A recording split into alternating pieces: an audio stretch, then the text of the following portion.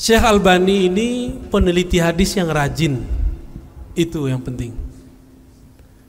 Jangan berlebihan terhadap Syekh Albani. Yang diteliti Syekh Albani, metodologinya beliau ngerti semua ini.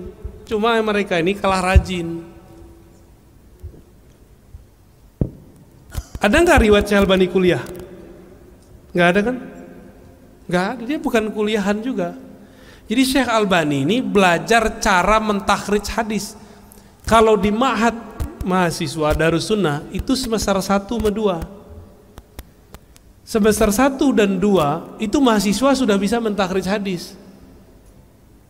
Kalau mahasantri mahasiswanya udah bisa, kira-kira dosennya bisa nggak? Meremnya bisa kita takhrij hadis itu. Mudah takhrij hadis itu. Dan kami merasa kami tidak berhak mentakhrij hadis. Kenapa? Ada ulama terdahulu yang sudah mentakhrij hadis. Kalaupun sekarang kita mentakhrij, meneliti asal usul hadis, itu disebut mentakhrij. Kita kemudian melakukan komparasi metodologis.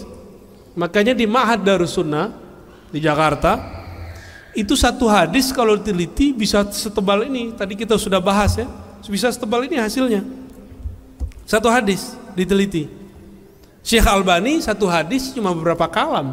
Hadis ini sahih, hadis ini tidak sahih. Di beberapa kitab yang lain disebutkan dalam rawinya ada fulan, rawi ini tidak sahih, rawi ini fi muskilah fi wa, gitu doang. Ini cuma nukil aja. Itu biasa teman-teman, ini biasa, ilmu standar. Ilmu standar orang belajar ilmu takhrij, bukan ilmu hadis namanya. Jadi ilmu hadis mustalah, istilah. Ada namanya ilmu takhrij. Orang menengah belajar hadis namanya ilmu takhrij. Apalagi di zaman ini, semua nama-nama rawi, nama-nama periwayat yang kita tulis kayak tadi, Al-Khallat, Yahya bin Khallat, ya. Ada Ibrahim ibn Nafi', itu sudah ada semua.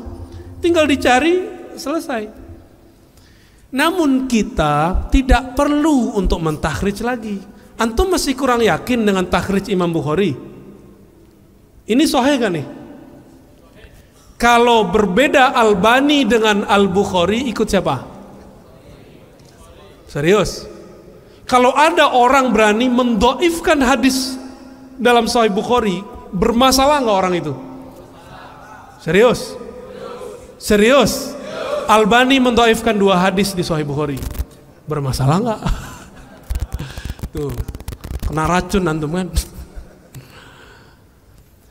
Guru kami Dr. Badi Said Al-Laham, murid Syekh Nuruddin Itir, mengatakan dalam disertasinya, seandainya saja Albani, termasuk Sidi Ahmad Ghumari, Abdullah Ghumari disebut, seandainya Ghumariyin dan Albani wara' menahan diri untuk tidak mengkritisi Sahih Bukhari, nama mereka akan disanjung-sanjung di alam semesta, akan disanjung-sanjung oleh peneliti-peneliti hadis.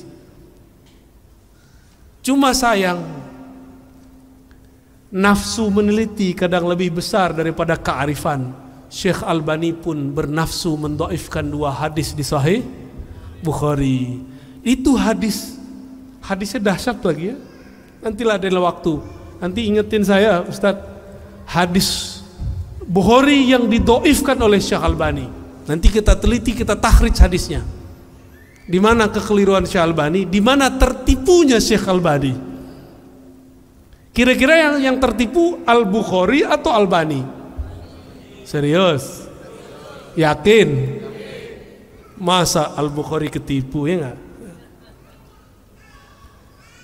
Albani gurunya nggak nyampe 10. Itu kalau di kitabnya apa, ada salah satu orang yang nulis tentang tarjamah Albani, gurunya cuma sebutkan 3, ditambah guru ijazah 1, 5 lah ya sama bapaknya.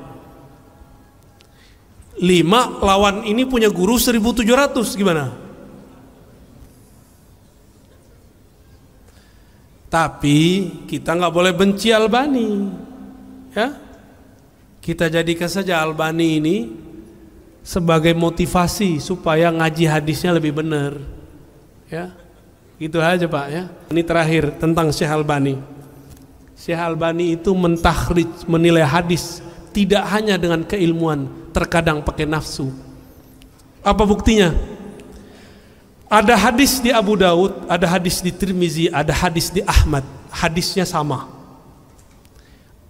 Sayyiduna Abdullah bin Amr itu menuliskan nama Allah yang kemudian dijadikan jimat atau rajah untuk anaknya. Pernah nonton film Si Pitung nggak teman-teman dulu? Itu ada jimat nggak? Jimat gede itu ya, mirip-mirip itu apa namanya, bukan X-Men, itu apa namanya, Avenger, tapi beda.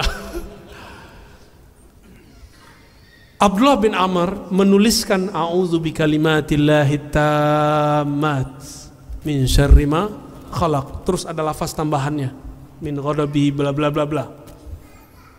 Ditulis, dikalungkan ke anaknya yang belum bisa baca tulis, belum bisa membaca. Syirik nggak? Sahabat loh. Halo. Itu namanya apa bahasa kitanya? Jimat. Maka jimat itu bukan masalah kalung mengalungkannya, tapi yang ditulis apa? Apa yang ditulis itulah halal haramnya. Jangan jimat langsung haram. So ahli tauhid ente ya. Benerin dulu tauhidnya. Kalau masih meyakini nasi yang mengenyangkan, oh itu lebih bahaya dari jimat tuh. Masih yakin propolis yang menyembuhkan dari oh itu bahaya itu. Tapi ngambil asbab dengan obat itu baru boleh ya. Apa kata Syekh Albani? Ini beraninya dia kepada Rasulullah, beraninya dia kepada ulama-ulama pengabdi khidmah ke Rasulullah. Ini yang meriwayatkan Imam siapa? Abu Daud, Tirmizi, Ahmad. Imam Tirmizi bilang ini hadis sahih, hasan sahih. Antum bisa bayang ini dokter hadis ini nyebut Imam Tirmizi langsung keluar sahihnya ya. Apa kata Syekh Albani? Separuh yang awal sahih, separuh belakang nggak sahih. Separuh awal kalimat a'udzu bikalimatillahi tammat sahih. Tapi kalau Ibnu Amr nulis dikalungkan nggak sahih. Padahal sanadnya sama, lafaznya satu. Bahasanya apa Ustaz? Tanaqud, kontradiktif. Bahkan dalam dirinya sendiri kontradiktif. Itu kaidah dari mana cara mentakhrij begitu? Ini saya pertanyaan. Kalau berbeda murid Bukhari namanya Tirmizi dengan Albani, ikut siapa? Tirmizi lah ya. Imam Tirmizi bilang sahih, Albani bilang separuh sahih, separuh nggak sahih. Antum ikut siapa? Siapa yang ikut hawa nafsu? Maka benarlah masyayikh Syam, ulama Syam berkata, Albani idza ajabahu sahhaha. Kalau dia takjub dia sahihkan. Wa iza lam yu'jibhu dha'afah. Kalau dia nggak takjub, dhaif. Tuh dia nggak takjub sama lafaz ini. Bahkan satu lafaz. Kalau ngikutin kaidah ilmu hadis, sanadnya sahih, lafaznya tidak bermasalah. Kenapa dia bagi-bagi separuh? Karena hawa nafsu mazhabiyah. Jadi mazhab ini ada nafsunya. Maka pesan saya terakhir malam ini, sebelum kita tutup kajian, tolong bermanhaj Ahlussunnah bukan dengan ambisi, bukan dengan emosi.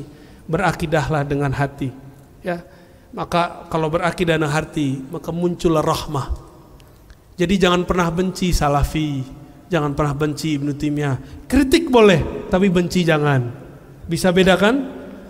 Ya, walaupun mereka bilang mengkritik mereka disebut fitnah, itu bahasa dia. Ya, biarin aja. Kita nggak usah tanggapi banyak-banyak. Irhamu man fil ard yarhamukum man fis sama. Sayangi makhluk di bumi, maka yang di langit malaikat pasti sayang kamu. Malaikat tidak mungkin sayang kecuali Rabbul Arsyil Azim menyayanginya. Allah Ta'ala yang istawa alal arsy akan menyayanginya.